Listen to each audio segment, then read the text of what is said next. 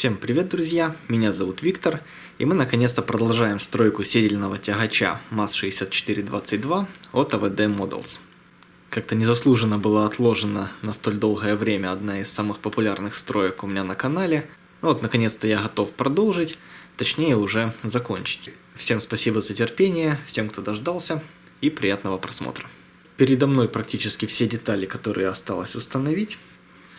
Как вы помните из прошлого видео, вся рама и двигатель у нас уже собраны. Также у нас уже покрашена кабина.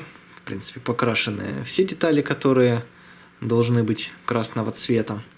То есть это и обтекатель, и вот эти вот рамки, которые крепят козырек. Ну, все остальное это уже навесные детали на корпус, которые будут черного цвета, и детали салона. Вот это вот все, что осталось установить. Давайте сразу склеим некоторые из них, которые можно склеить. Это подлокотники для пассажирского сидения. И вот из 3 деталей, я думаю, соберу вот эту вот рулевую колонку с рулем и педалями. Вот таким вот образом выглядят эти собранные детали. В принципе, ничего такого хитрого, ничего особенного. Кресло с подлокотниками. Конструкция на рулевой колонке. Педали и сам руль. Теперь поговорим о некоторых доработках, которые я уже внес в модель, ну и которые еще планирую внести. Ну, вот первое, что я вспомнил, заметил, это то, что неплохо было бы рассверлить вот эти вот отверстия на фильтре. Думаю, если их будет заметно, то это гораздо лучше, чем плоский торец. И далее немного увлекся всеми этими вырезаниями и решил сделать отверстие на кармашке двери. Возможно, сюда что-нибудь установлю, вставлю. Ну, пока посмотрим, уже ближе к сборке салона будет понятно. Далее, если помните, с кабины я спиливал огни автопоезда, и вот куда они будут добавлены. Это огоньки покупались отдельно, такие вот каплевидные детали. Устанавливаются прямо на вот такие вот заготовленные места на козырьке. Здесь я делал отверстие под конкретно этот огонек. Но я думаю, в принципе, можно просто приклеить и без отверстия.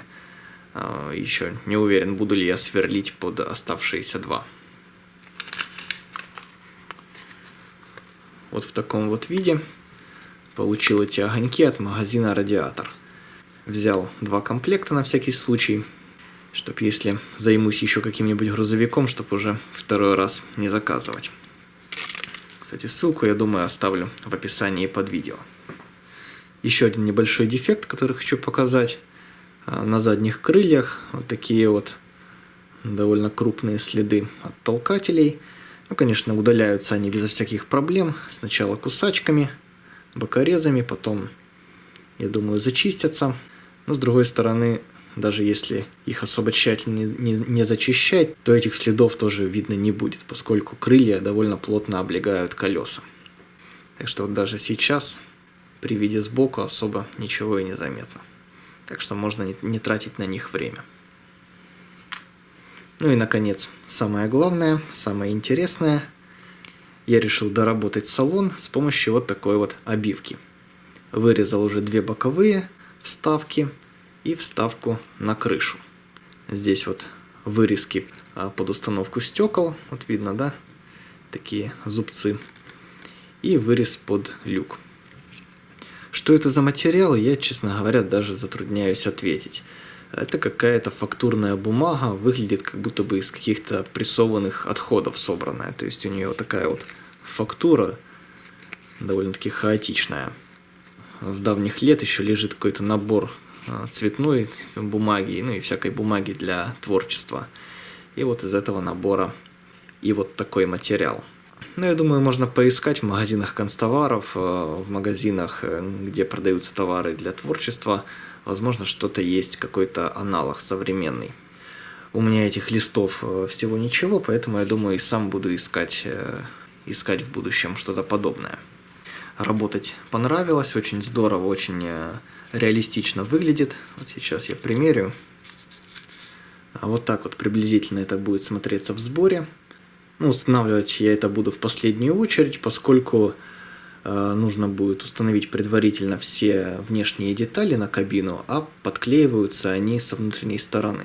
То есть таким образом с помощью обивки у меня и закроются все вот эти вот отверстия, все грибочки, с помощью которых приклеиваются детали. Ну и, конечно же, очень здорово улучшится внешний вид салона. Кстати, вот для вас я начертил небольшую схемку. Можете поставить на паузу, рассмотреть ее.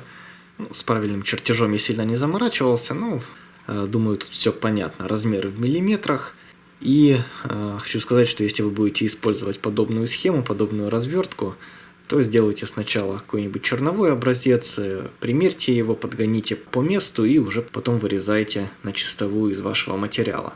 Поскольку я и сам изготавливал вот эту вот обивку, попросту подгоняя уже внутри кабины, ну и как-то подрезая то тут, то там.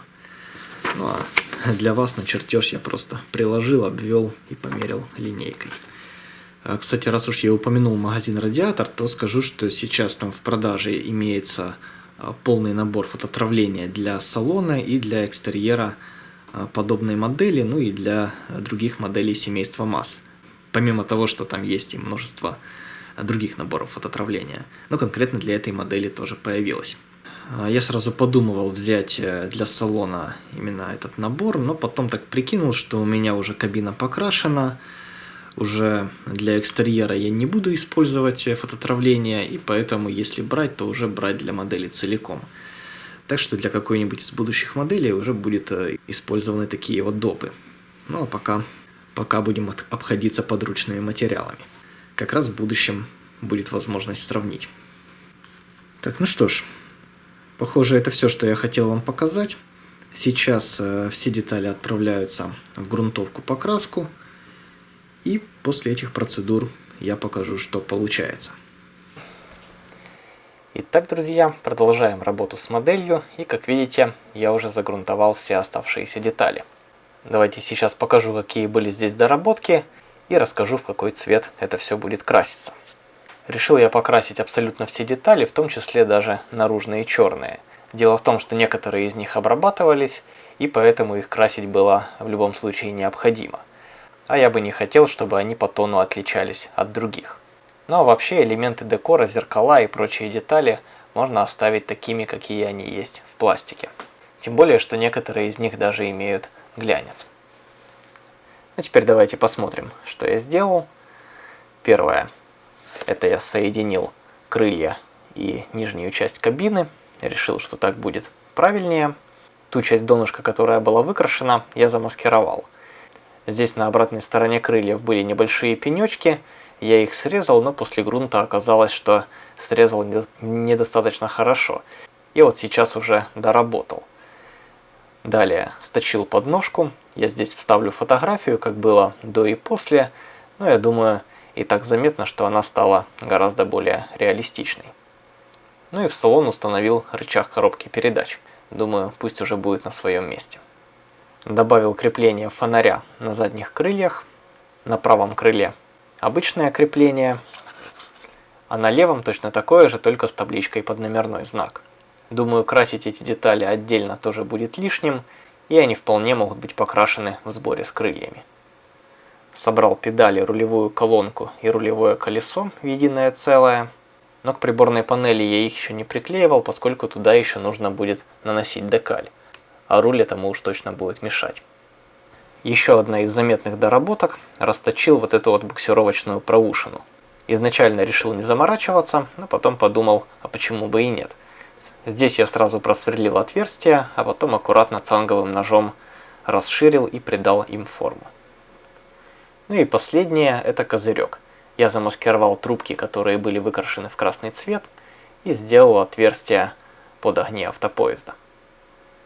И вот последнее, что хочу добавить, за столько времени, сколько эта модель была отложена, похоже, я стал внимательнее относиться к сборке.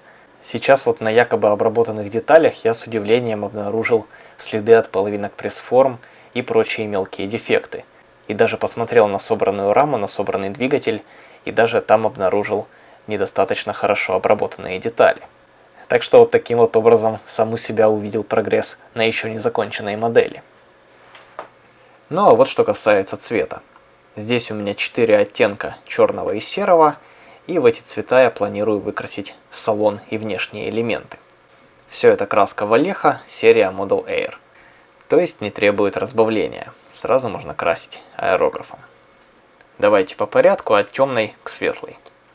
Черный цвет – это будут все внешние элементы, а также пол салона. Далее Nata Black, я бы сказал, это почти черный цвет.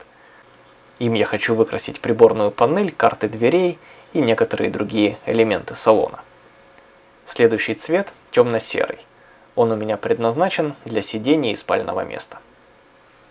И, наконец, последний цвет средний серый. Я планирую им воспользоваться для высветления. То есть буду использовать технику сухой кисти. Как раз пройдусь по приборной панели, по сидениям и по всем прочим выступающим граням.